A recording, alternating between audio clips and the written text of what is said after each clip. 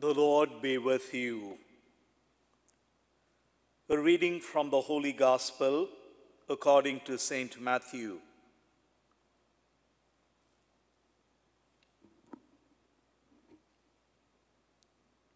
Jesus told his disciples this parable.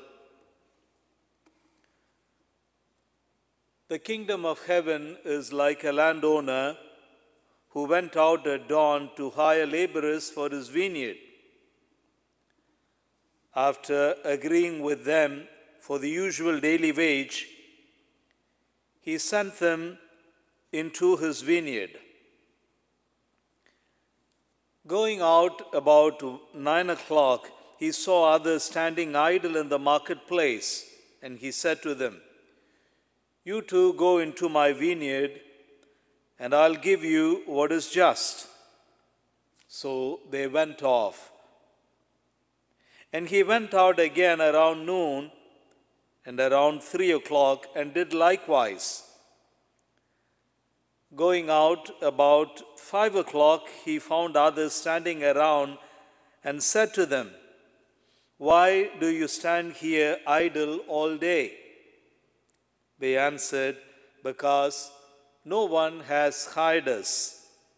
He said to them, "You too go into my vineyard." When it was evening, the owner of the vineyard said to his foreman, "Summon the laborers, give them their pay, beginning with the last and ending with the first."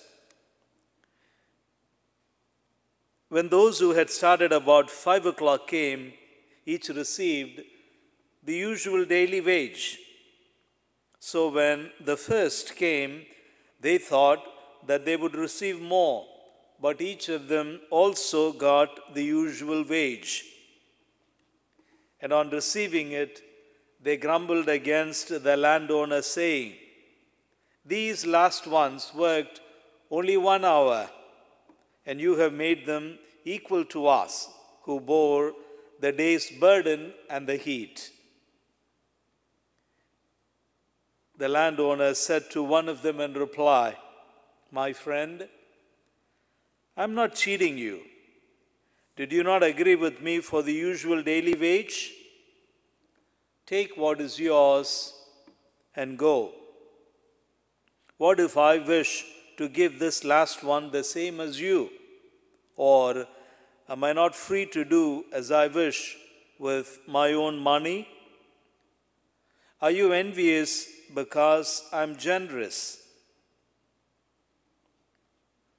Thus, the last will be first, and the first will be last. Sisters and brothers, the Gospel of the Lord.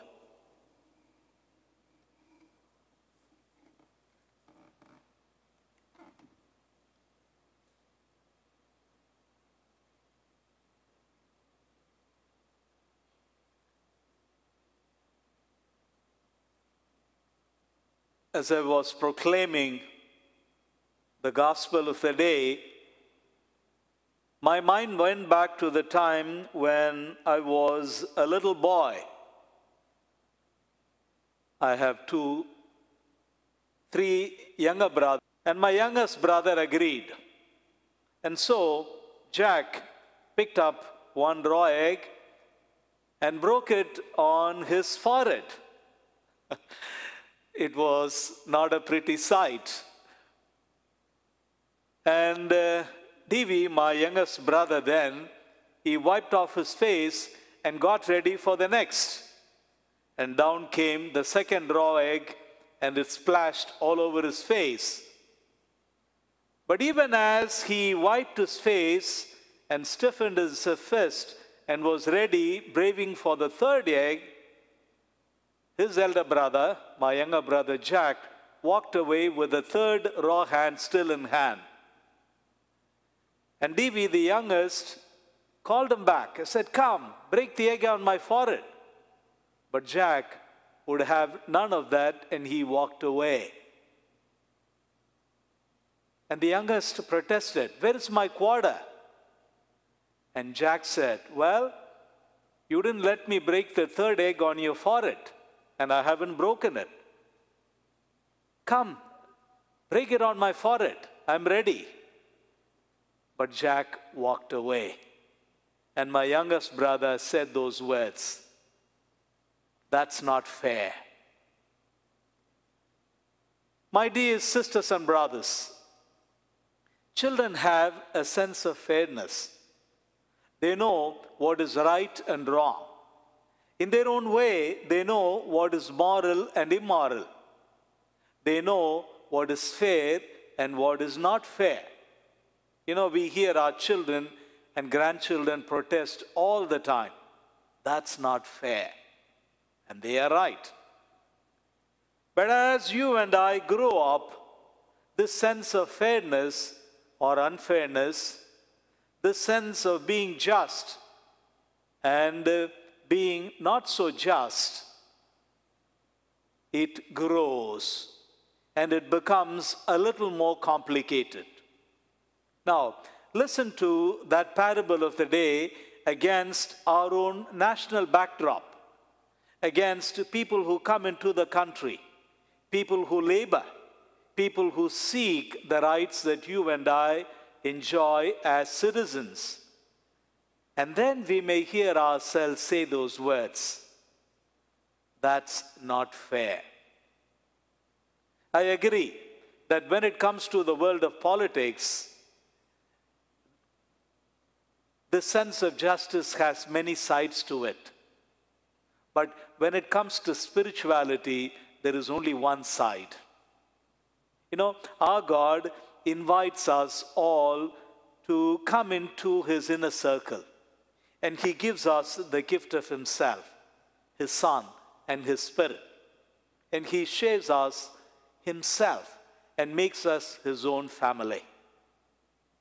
But then, this God who invites us into his inner circle, love circle, or circle of family, has invited the others as well. And he wants us to respect that invitation of his to the others.